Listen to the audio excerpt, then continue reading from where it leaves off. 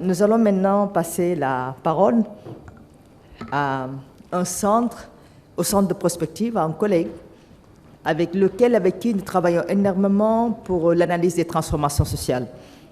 L'analyse des transformations sociales suppose bien sûr des données qui sont censées alimenter des réflexions pour un futur, pour le futur que nous voulons pour le monde islamique, raison pour laquelle l'ISESCO a mis en place le centre de prospective qui est dirigé par notre collègue Dr Kaïs Amami, qui va venir faire son intervention de clôture pour parler un peu du lien entre transformation sociale et prospective. Merci à vous, Kaïs.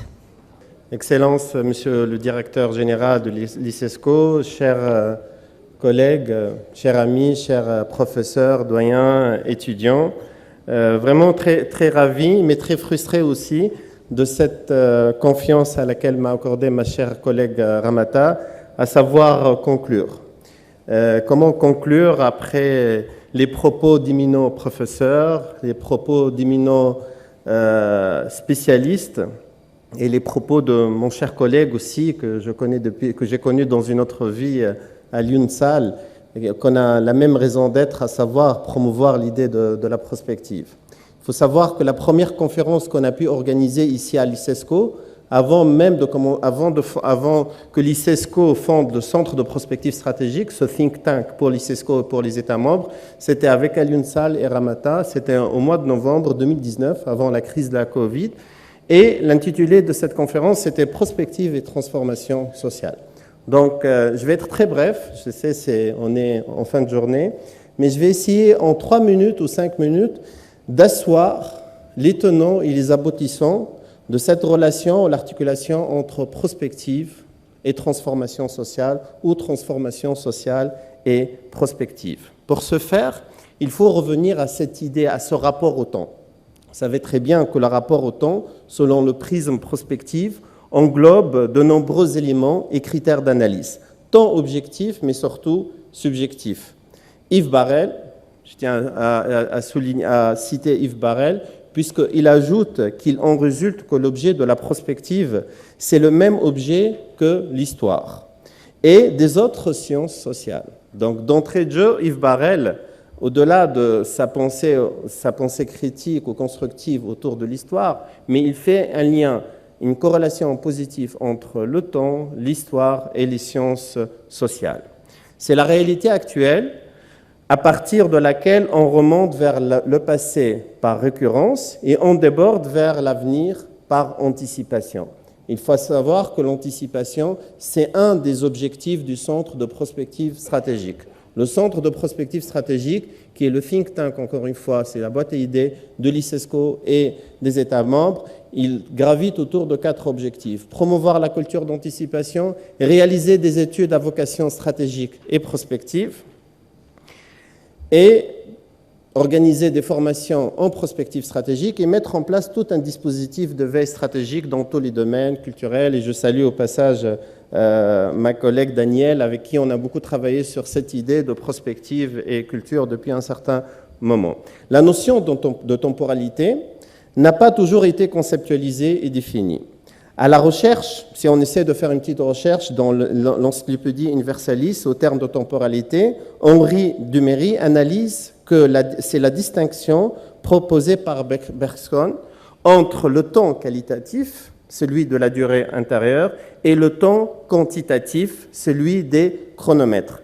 Gaston Berger, et on y arrive à la prospective, Gaston Berger, c'est le père de l'anthropologie prospective. C'est lui qui a fondé ce qu'on appelle aujourd'hui la prospective sur une triple analyse à cette époque, linguistique, conceptuelle et doctrinale. Et les premières remarques de Gaston Berger, c'était autour justement de l'être humain, de l'avenir de l'humanité. Il a observé que nous sommes en train d'enseigner nos étudiants. C'est qui les étudiants? C'est l'homme de demain, avec des techniques et des méthodes qui date de 20 ans. Et cet étudiant, il va être en exercice dans 20 ans, donc il aura un retard de 40 ans.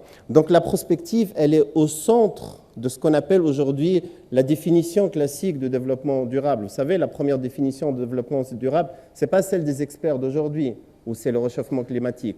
La première définition, c'est comment subvenir aux besoins des générations actuelles sans compromettre celles des générations futures. Et là, on arrive à construire et à voir les lueurs d'espoir de la relation entre prospective chez Ramata et transformation sociale à travers les 4 attitudes de la prospective. La prospective considère que l'être humain dispose de 4 attitudes. La passivité, les gens qui sont passifs, qui subissent le changement, et c'est des gens qui créent beaucoup de problèmes. Donc, ils sont dans cette démagogie participative. J'ai raison et vous avez tort. Donc, ils n'ont rien compris à cette évolution de la société. C'est comme l'autruche. L'autruche, vous savez, elle crée beaucoup de problèmes, elle parle, mais elle est incapable de faire des projets concrets et elle peut construire un beau construit théorique, mais sans portée pratique. La deuxième attitude qu'on peut observer, et là on peut trouver beaucoup de choses en commun entre prospective et transformation sociale, c'est l'attitude réactive. C'est quoi réactivité? C'est réagir après coup. Et on sait qu'en sciences sociales et humaines, il y a beaucoup de crises. Mais en même temps, les crises sont porteuses d'espoir. La troisième attitude, c'est la préactivité. C'est se préparer aux changements prévisibles, se préparer aux tendances lourdes. Et là, pour notre cher réseau, une chose très importante que j'invite notre réseau à y contribuer en termes de recherche, c'est tout ce qui est approche démographique. On ne fait pas de prospective et de transformation sociale sans projection démographique. Vous savez, notre cher continent, il est en train de vivre un boom démographique sans précédent dans l'histoire de l'humanité. On est en train de passer de 1 milliard à 2 milliards d'individus. Donc beaucoup de défis, mais beaucoup d'opportunités. On a annoncé que la planète va accéder à 8 milliards d'individus d'ici 2030, mais c'est déjà fait au mois de novembre dernier. Vous voyez aussi cette idée aussi de la prospective qui part du principe que toute prédiction est une imposture, donc on est incapable de prédire le futur.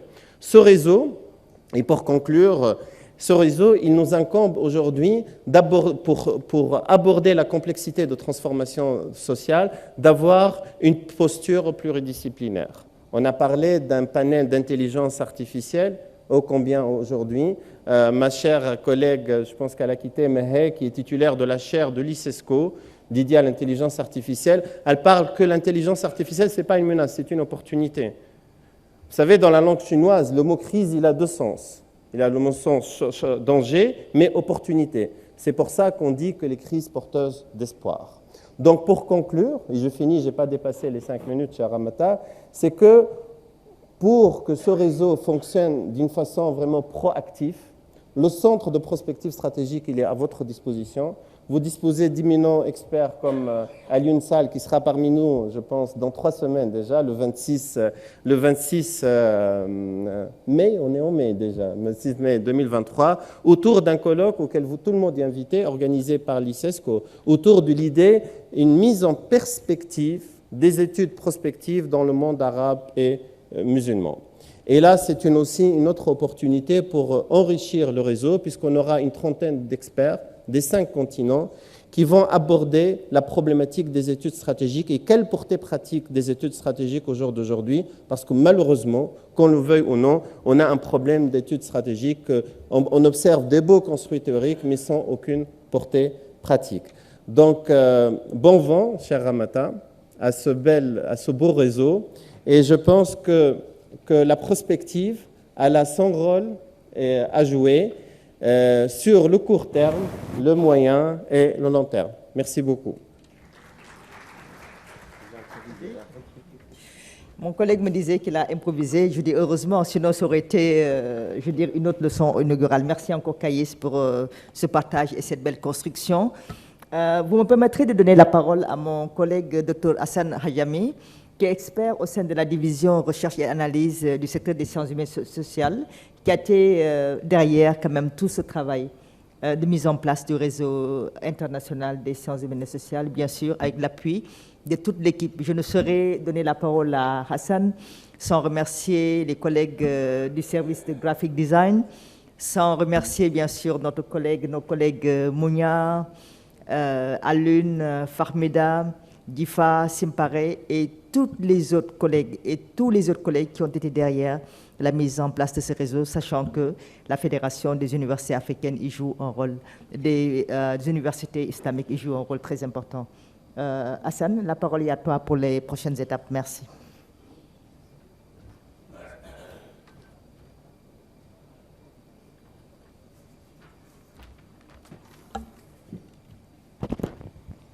السلام عليكم.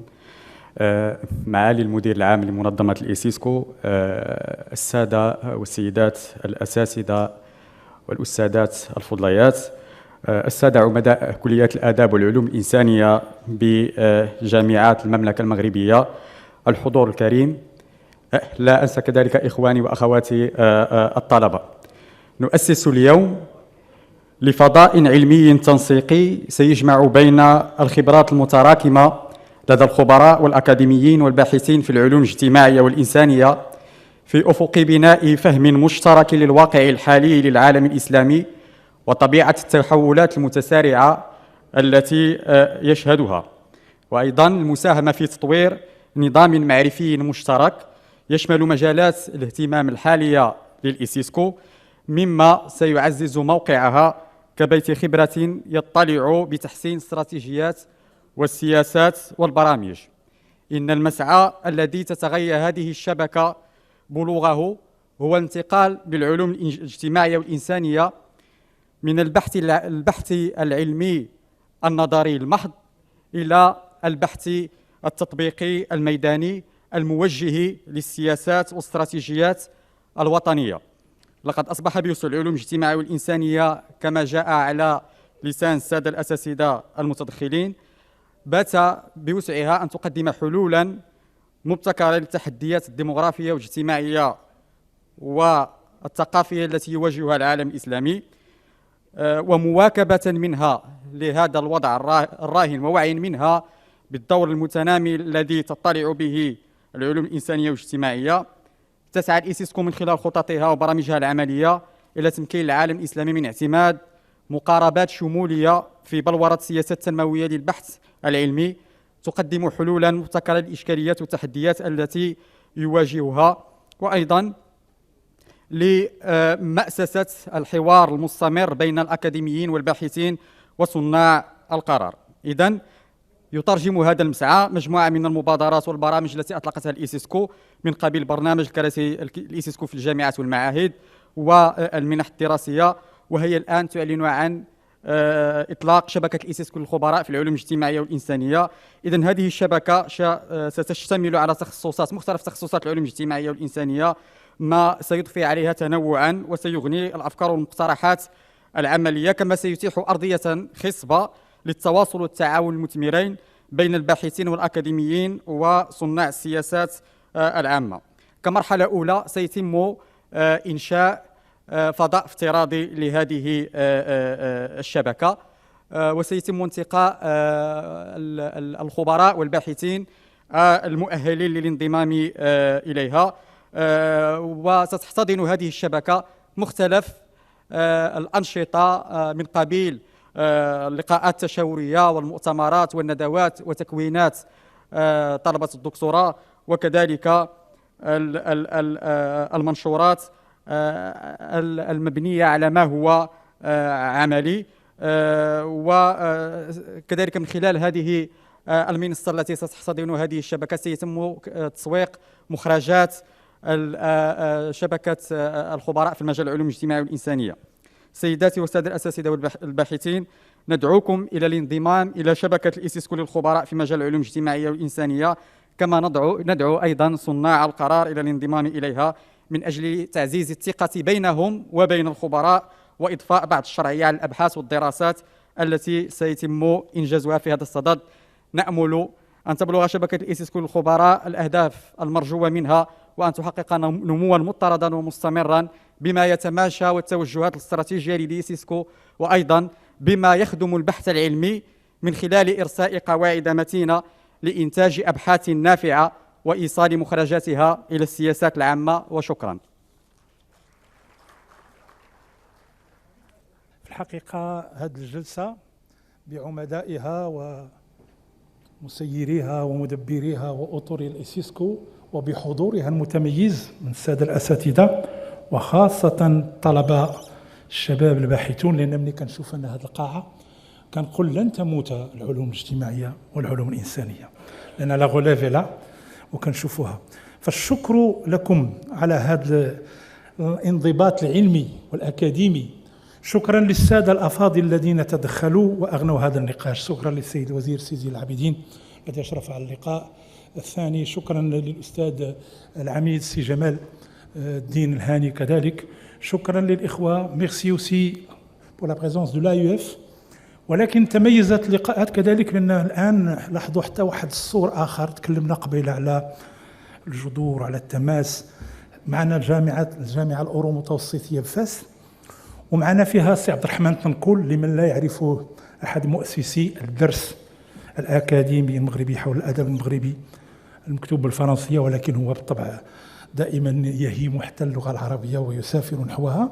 وكانت معنا الأستاذة ماها قميرة التي هي مديرة لمدرسة خاصة متميزة وجديدة، اللي هي مدرسة ديال الرقمية أو الرقمنة والذكاء الصناعي بالجامعة الأورو المتوسطية. هاد التخصصات المتعددة، إضافة لتدخل الأستاذ قيس، التخصصات المتعددة، الأستاذ سالم والأساتذة من التاريخ، من الأدب، من جغرافيا، من سوسيولوجيا، في اعتقادي أعطوا واحد الزخم. يهمنا هذا اللقاء باعتباره توطئة. يهمنا أن في القاعة، وأرى منهم الكثير، سي بنيسة وحدنا، هناك أساتذة حضروا لنصل إلى ما أشار إليه سي حسن، أن تكون هذه أرضية أولى لانطلاق أعمال حقيقية عبر ورشات، عبر ندوات، عبر محاضرات، ولكن كذلك عبر أعمال يجب أن نكون قادرين على أن نشارك في طلبات العروض الوطنية، الجهوية، الجامعية والدولية كذلك. وقد أشارت الأستاذة الصديقة والزميلة دانيال بايي إلى عرض تهيئه، طلب عروض تهيئه l'AUF. الآن يجب أن نكون قادرين على أن نجعل من هذا التشبيك أداة عمل، وأن نجعل منه شحنة حقيقية لنكون حاضرين. أريد أن أشكر باسمكم مرة أخرى السيد المدير العام للأيسيسكو وأطر أيسيسكو، وأشكر الأستاذة رمتا. تفضلي معنا لالا رمتا مديرة قطاع حيوي جدا وقطاع العلوم الاجتماعية والإنسانية. شكر لجميع الأطر الذين هيئوا هذا اللقاء. أنتم مدعوون الآن لحفل شاي، قبلوا علينا كي يقولوا المغاربة، ولكن المهم هو أننا بدأنا أطلقنا القطار على السكة إن شاء الله الجيدة، وأن العمل غيكون مستمر. كيف شاف سي حسن غادي تكون واحد لو سيت واتصال بالباحثين وما إلى ذلك، من أجل أن نتواصل وأن ننتج، لا يكون التواصل من أجل التواصل فقط، وإلا سيقض مضجعنا ويأكلنا الذكاء الاصطناعي. فمرحبا بكم وشكرا لكم جميعا مرة أخرى.